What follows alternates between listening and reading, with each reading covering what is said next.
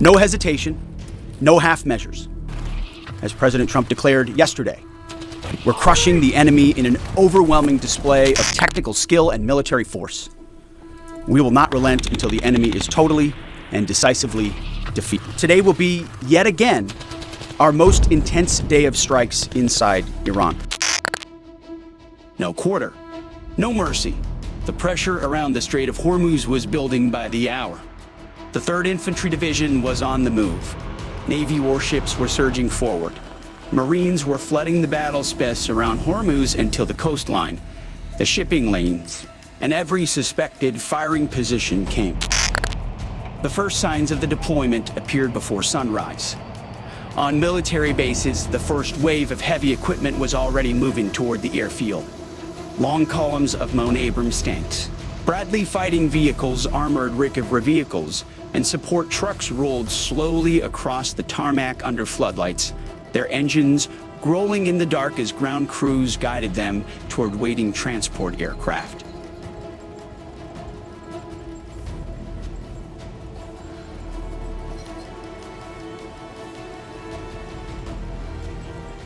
C-17 Globemaster stood with their rear ramps lowered and cargo bays lit from within, ready to take in the armored convoy one vehicle at a time.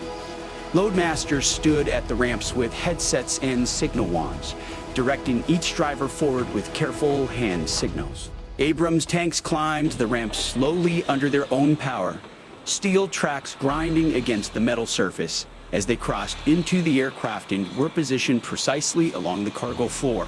Spare parts, fuel containers, communications gear, and maintenance equipment.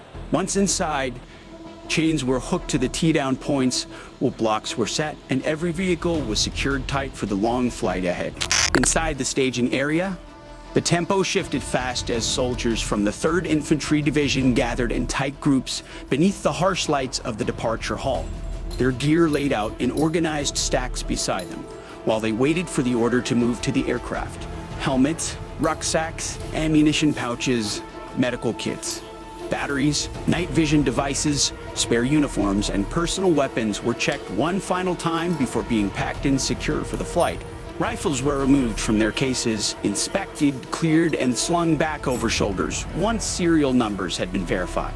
Platoon leaders moved through the room, issuing final instructions, calling out departure times, aircraft assignments, and load plans for each section. Squad leaders checked names, counted personnel, and made certain every soldier had his assigned weapon protective gear. And mission equipment. Nothing was left to chance. Every bag was opened, checked, sealed, and checked again to make sure that once the call came to board, the unit could move out with everything it needed. I don't think we'll use it then. I think usually we cut it.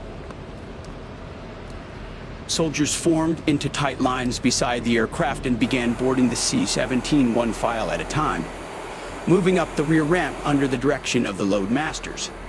Each man carried his combat gear close to his body, stepping carefully over the metal floor tracks as he entered the cargo bay and moved toward his assigned place along the sidewall seats. Once inside, they sat shoulder to shoulder in long rows running the length of the aircraft, their rucksacks stowed, weapons secured, and helmets either resting on their laps or clipped to their gear. Crew members moved down the aisle checking seating positions, confirming head counts, and making sure every soldier had fastened his safety harness correctly.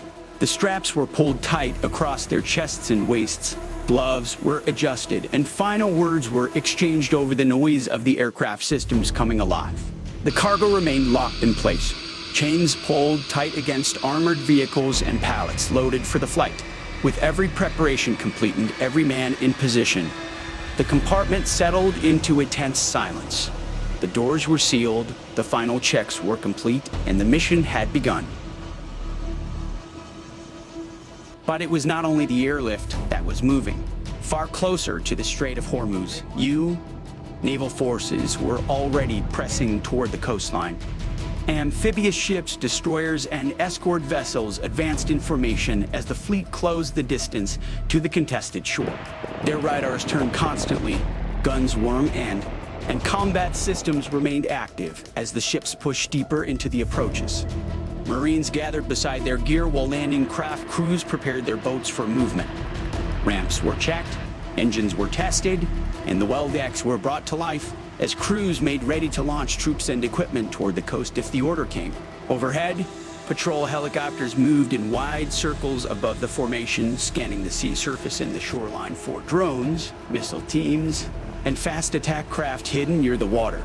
Below deck, combat information center crews tracked every contact, watched the coast around the clock, and fed updates to the ships closing in offshore. This was not a routine transit. While Army forces were still loading by air, the Navy was already tightening its hold from the sea, building the pressure for a possible amphibious push near Hormuz. By the time the naval force reached the target area, the first assault elements had already gone ashore around the Gulf. Marines moved quickly off the landing craft and secured the shoreline, the nearby approaches, and the first key positions overlooking the objective. Behind them, more troops and equipment were brought in from the sea as the ships held close offshore, feeding men and supplies into the growing foothold.